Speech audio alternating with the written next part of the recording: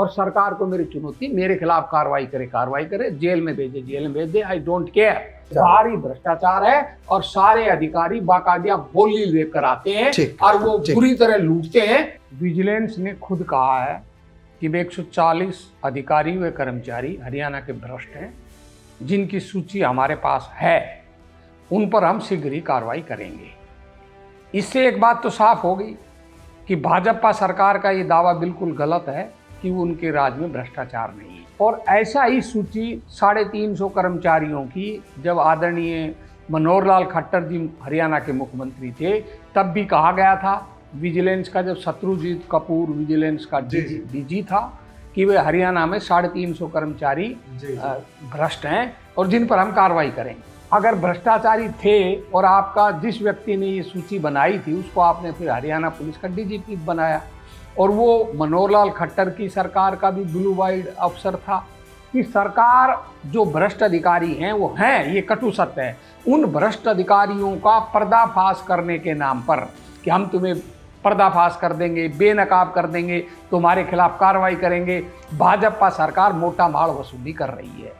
आज का जो हरियाणा का जो नागरिक वो जानता है कि भाई चाहे ऑनलाइन हो चाहे कुछ भी हो, ऑब्जेक्शन लगेगा, इसलिए पहले ही दे दो पैसा। तो वो पैसा पहले भी देते थे और आज भी देते हैं। कांग्रेस के राज में तो कोई भ्रष्ट अधिकारी होता था, आवाज उठती थी निचले स्तर पर, तो उसका ट्रांसफर हो जाता था। मान लो उसके खिलाफ एक्शन भी नहीं होता था, ट्रांसफर तो कर दिया जाता था। अब मुझे भाजपा राज में बता दो, आप आवाज उठाए जाओ निचले स्तर पर, फलाना डीसी भ्रष्ट है, फलाना एसपी भ्रष्ट है, ट्रांसफर होता ही नहीं।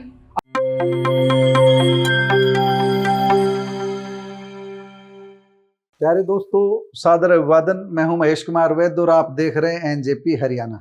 दोस्तों, आज 23 जुलाई है। आज की चर्चित खबर सभी ने पढ़ी होगी। जो लोग अखबार पढ़ते हैं, समाचार पत्रों में एक खबर आ रही थी कि प्रदेश के, हरियाणा के 140 अधिकारी कर्मचारी भ्रष्टाचारी हैं और उनकी सूची तैयार की जा रही है। विजिलेंस डिपार्टमेंट तैयार कर रहा है और इस सूची को लेकर के बताया गया है कि विजिलेंस के रडार पर हैं ये 140 भ्रष्ट अधिकारी कर्मचारी। और जनवरी 2022 से जून 2026 तक जो 92 ऑपरेशन चलाए गए, उन ऑपरेशनों को सफल बताया है एसवी एंड एसीबी यानी राज्य सतर्कता एवं भ्रष्टाचार निरोधक ब्यूरो ने। और ब्यूरो ने ही 140 महाभ्रष्ट अधिकारियों व कर्मचारियों की पहचान की है। इसी को लेकर के हम चर्चा करेंगे वेद प्रकाश विद्रोही से। जाने माने चिंतक हैं, विचारक हैं।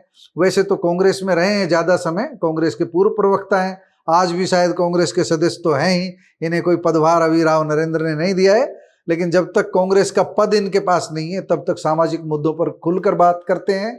तो बड़ा मुद्दा है 140 अधिकारी कर्मचारी, ये जो विजिलेंस है जो सरकार की, उसके रडार पर हैं। वेद प्रकाश विद्रोही क्या कहेंगे? देखिए, विजिलेंस ने खुद कहा है कि वे 140 अधिकारी व कर्मचारी हरियाणा के भ्रष्ट हैं, जिनकी सूची हमारे पास है, उन पर हम शीघ्र ही कार्रवाई करेंगे।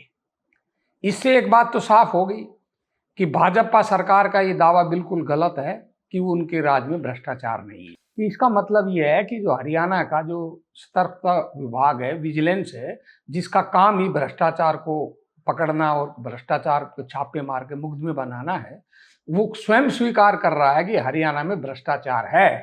तो ये हरियाणा में भ्रष्टाचार है, ये बात साबित होने के बाद मुख्यमंत्री का ये दावा बिल्कुल गलत है कि हरियाणा में भ्रष्टाचार नहीं है।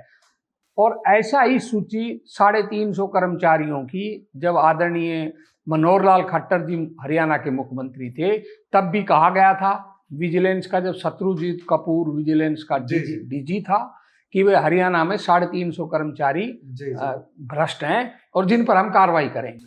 छोटी तो कर दी सूची, 350 से 140 वो तो पहले बता रहे थे ना, वो 5 साल पहले पुरानी बात बता रहा हूँ कि वो पहला। तो मैं ये पूछना चाहता हूँ कि जो 5 साल पहले जो 350 कर्मचारी भ्रष्ट थे, वो भ्रष्ट कर्मचारी कौन थे? आज तक किसी को नहीं पता। उन पर क्या कार्रवाई हुई ये किसी को नहीं पता। बीच में पटवारियों की भी एक सूची मैं बताऊंगा एक एक करके। और उस कार्रवाई नहीं हुई तो क्यों नहीं हुई? अगर भ्रष्टाचारी थे और आपका जिस व्यक्ति ने ये सूची बनाई थी उसको आपने फिर हरियाणा पुलिस का डीजीपी बनाया, और वो मनोहर लाल खट्टर की सरकार का भी ब्लू वाइड अफसर था, और ये भी मनोहर लाल खट्टर के बाद जो नए इनका भी था।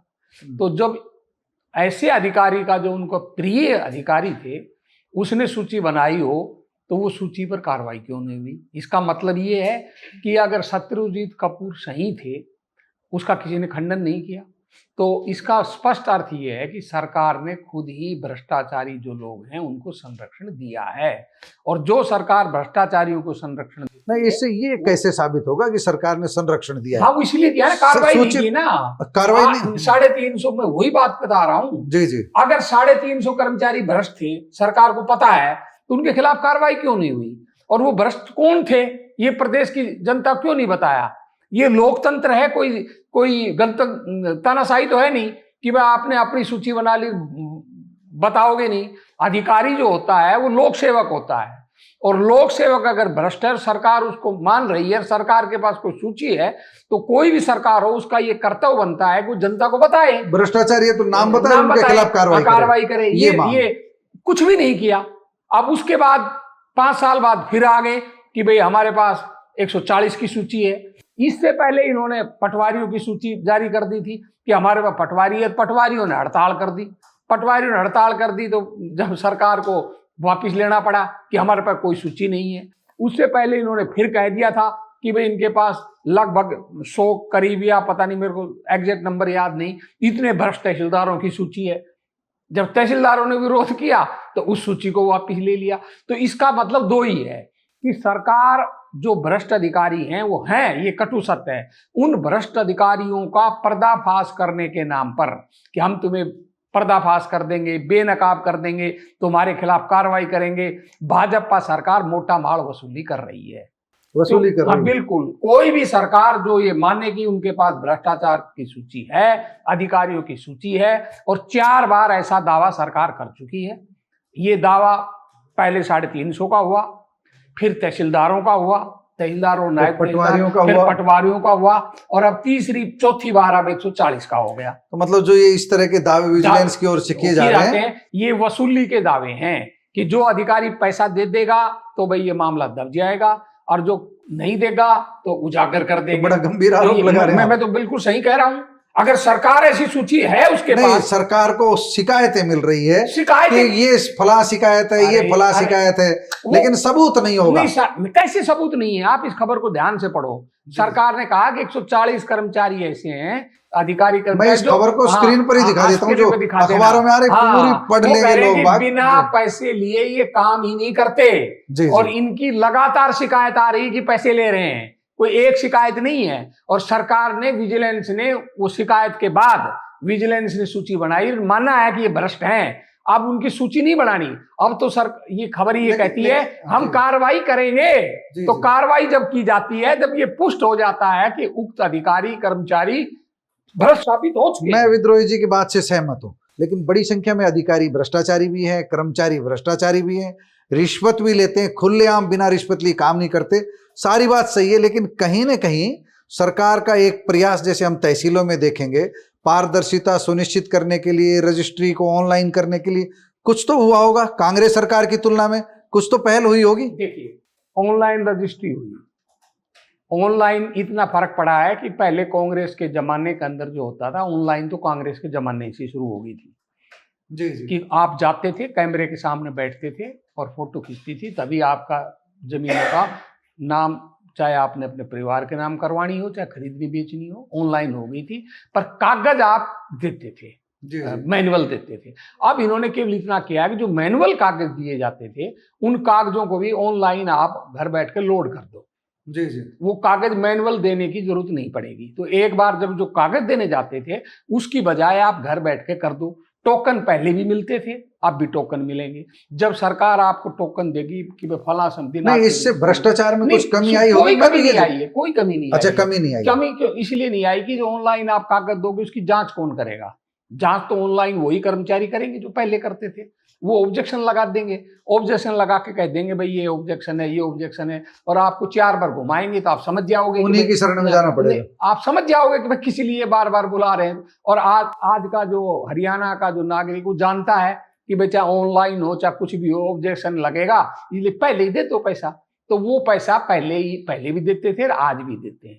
पहले कहते हुए रजिस्ट्री पे दस्तक तहसीलदार के जो होते थे वो मैनुअल होते थे, आजकल वो डिजिटल होते हैं, पर तहसीलदार भी दस्तक करता है तो सारी सेटिंग बनने से पहले हो जाती है, क्योंकि जब सारे पैसे दे दिए जाते हैं तो फिर कोई ऑब्जेक्शन लगेगा नहीं। तो मतलब मान ले भ्रष्टाचार तो अधिकारियों के, कर्मचारियों के खून में समा गया, जो आप लोगों को भी आदत पड़ गई रिश्वत देने की, जो दे रहे हैं ना लोग। आप किसी सरकार भगत से मत पूछो, किसी जो भी आदमी रजिस्ट्री करवा रहा है उससे पूछ लो भाई उसकी मुफ्त हुई है या पैसा दिया है, तो वो बता देगा। वो खुलेआम आपको व्यक्तिगत बातचीत में बता देगा कि भाई पैसे दिए लिए जा रहे हैं, क्योंकि मैं तो ये बात पूछता ही रहता हूँ। और मैं ये सरकारी कर्मचारियों से पूछ लेता हूँ, तो वो उनका ये मानना है कि कांग्रेस के जमाने से तिगुना भ्रष्टाचार बढ़ गया है। जो कांग्रेस के जमाने में 100 रुपए में काम होता था, आज को 300 से 500 रुपए में होता है। तो मतलब भ्रष्टाचार बढ़ा है 300 से 500 गुना। तो आपने तो इस सूची पर सवाल उठा दिया है। 300 से 500 गुना बढ़ा है, और ये आपके सामने हो गया। कांग्रेस के जमाने में कभी एफडी तो कम से कम अधिकारियों ने नहीं बेची थी। यहाँ तो एफडी को निकाल कर जो विभिन्न भागों की बाकायदा 6 IAS अफसर रडार पर हैं, जिनमें 3 तो सीबीआई ने पकड़ लिए हैं। ये तो सीबीआई के पास मामला चला गया, क्यों मामला उछल गया बहुत ज्यादा, मीडिया ने उछाल दिया, एक सामने आ गया कि भाई सरकारी खजाने का पैसा लग रहा है, भाई निकाल लिया, और शेयरों में लग रहा है, ऑनलाइन लग रहा है। तो जब मामला उछल गया तो सरकार के पास कोई विकल्प नहीं बचा था, सीबीआई के पास कार्रवाई की सरकार ने मजबूरी में करनी पड़ी ना, सीबीआई को भेजा। अच्छा एक बात बताओ, थोड़ा सा मैंने जो अनुभव किया वो है, कांग्रेस के राज में भ्रष्टाचार की आंच नेताओं की गर्दन तक आती थी। बीजेपी मुद्दा उठाती थी कि नेता भ्रष्ट, जब भी भ्रष्टाचार मिलता तो कांग्रेस सरकार भ्रष्ट। अब जब भ्रष्टाचार के मुद्दे आते हैं तो भाजपा ही कहते हैं अधिकारी भ्रष्ट, सरकार का बचाव करते हैं। ये बदलाव तो सरकार के जो नेता है, नेतृत्व दे रहे हैं, वो ईमानदार हैं, या कांग्रेस की जो आलोचना का सिस्टम है वह भी अधिकारियों तक आ गया है? कोई सिस्टम नहीं बदला, वो का वो सिस्टम है।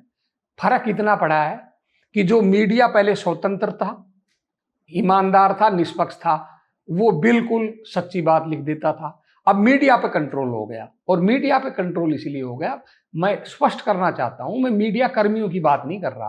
पहले जो मीडिया हाउस थे वो स्वतंत्र रूप से संपादक चलाया करते थे, और संपादक जो लोग होते थे, भ्रष्टाचार तब भी था, पर उसमें जो मीडिया कर्मी थे नीचे से ऊपर तक, उनको अपनी एक स्वतंत्रता होती थी। अब मीडिया हाउस पर पूरा कंट्रोल बीजेपी का नहीं, पूंजीपतियों का, और सारा जो पूंजीपतियों ने मीडिया हाउस खरीद लिया, बड़े बड़े पूंजीपतियों ने। कोई भी ऐसा आज मीडिया हाउस नहीं बचा, जो छोटे मीडिया हाउस हैं उनमें भी बड़े बड़े पूंजीपतियों के शेयर आ गए, और वो खरीद कर कंट्रोल आ गया कॉरपोरेट जगत का। अब जो कॉरपोरेट जगत का व्यक्ति बैठता है वो संपादक होता है। अब कोई बुद्धिमान या कोई लेखक या कोई साहित्यकार संपादक नहीं बनता, अब संपादक बनता है कॉर्पोरेट जगत का मैनेजर, IIM वाला, IIT वाला, जो प्रबंधक लोग हैं वो संपादक हैं। तो प्रबंधक लोग हैं, वो संपादन क्या करेंगे, वो तो पैसा कमाएंगे, तो सरकार से मोटा पैसा मिलकर लूट रहे हैं। तो जो मीडिया पहले नेताओं को दोष आरोपण करता था, अब वो अधिकारियों को कटघरे में खड़ा करने लग गया। अब मैं इसलिए कह रहा हूं कि अधिकारी की नियुक्ति कौन करता है? अधिकारी की नियुक्ति करता है नेता। कांग्रेस के राज में जो कोई भ्रष्ट अधिकारी होता था, आवाज उठती थी निचले स्तर पर, तो उसका ट्रांसफर हो जाता था। मान लो उसके खिलाफ एक्शन भी नहीं होता था, ट्रांसफर तो कर दिया जाता था। अब मुझे भाजपा राज में बता दो, आप आवाज उठाए जाओ निचले स्तर पर, फलाना DC भ्रष्ट है, फलाना SP भ्रष्ट है, ट्रांसफर होता ही नहीं। और होता भी है। रेवाड़ी में SDM का मुद्दा कई दिन से चल रहा था, आज भी उसको नहीं हटा रहे, हटाया नहीं है। आप हटाएंगे, बल्कि शायद उसको कुछ मैं कह रहा हूँ कि दबाव पड़ता भी है, हटाना भी पड़ता है, तो उसको उस अफसर के पद पे कोई असर नहीं पड़ता। अगर आपने रेवाड़ी का DC है तो रेवाड़ी का DC हटा कर आपको नारनौल का DC बना दिया, नूह का बना दिया, मतलब उसको दंडात्मक कार्रवाई नहीं, वो पद उसका बरकरार रहता है। वो पद इसलिए बरकरार रहता है कि भाजपा राज में जितनी प्रथम श्रेणी की नौकरियां हैं, जिसमें SDM भी आ गया, जितने आप यो मान के चलिए, HCS अफसर मान लो, IAS मान लो, IPS HPS, जो प्रशासनिक अफसर हैं, जो सारे प्रशासन को चलाते हैं, तहसीलदार, DDPO, उनकी बाकायदा बोली लगती है कि भाई 2 साल का, 3 साल का, वो तो बोली देकर आते हैं। कोई 1 करोड़ दिखाता है, कोई 5 करोड़ दिखाता है। बड़े गंभीर आरोप लगा रहे हैं आप। गंभीर वेद प्रकाश विद्रोही कोई भी बात ऐसी नहीं कहता जिससे वो कभी पीछे हटा हो। मेरे राजनीतिक जीवन में कुछ मुझे एक मुद्दा बता दो कि मैंने कोई बात कही हो और मैंने माफी मांग ली हो या पीछे हट गया, मैं नहीं हटता। हाँ, कोई टंग ऑफ स्लिप हो जाता है, कई बार टंग ऑफ स्लिप हो जाता है बोलते बोलते, तो उसको तो मैं सुधार कर लेता हूँ कि भाई कहना 1 करोड़ था, 10 करोड़ कह दिया गलती से। नाम किसी और का लेना था, रेवाड़ी के डीसी का लेना था, गलती से दे दिया नारनौल का, मुंह से निकल जाता है। तो वो तो मैं माफी मांग लेता हूँ, अपनी बैक कर लेता हूँ, पर जो मैं शब्द बोलता हूँ मैं ना कभी वापिस लिया है ना लूंगा। और सरकार को मेरी चुनौती, मेरे खिलाफ कार्रवाई करे, जेल में भेज दे, आई डोंट केयर। परंतु मैं फिर कह रहा हूं कि हरियाणा के अंदर पिछले 7-8 सालों से अधिकार मैंने गंभीरता से मैंने अध्ययन किया है, मैं इस लाइन के ऊपर आवाज उठाता ही रहता हूं। बड़ा भारी भ्रष्टाचार है और सारे अधिकारी बाकायदा बोली लेकर आते हैं और वो बुरी तरह लूटते हैं। देखिए, वेद प्रकाश विद्रोही ने जो एक खबर आ रही थी आज अखबार में, हम सोच रहे थे कि सरकार एक ठोस कार्रवाई करने के लिए, निर्णायक कदम उठाने के लिए पहल कर रही है, लेकिन इन्होंने तो सरकार को ही आईना दिखा दिया है और खुली चुनौती दे दी है हरियाणा सरकार को। हरियाणा सरकार में दम है तो ये वेद प्रकाश विद्रोही बैठे कांग्रेस के पूर्व प्रवक्ता हैं और सीधी चुनौती दे रहे हैं। और भ्रष्टाचार कम होने की बजाय कई गुना बढ़ गया है, ये पब्लिक ओपिनियन बता रहे हैं। दोस्तों, आपकी क्या राय इस बारे में कमेंट बॉक्स में जाकर बताइएगा जरूर। नमस्कार, धन्यवाद।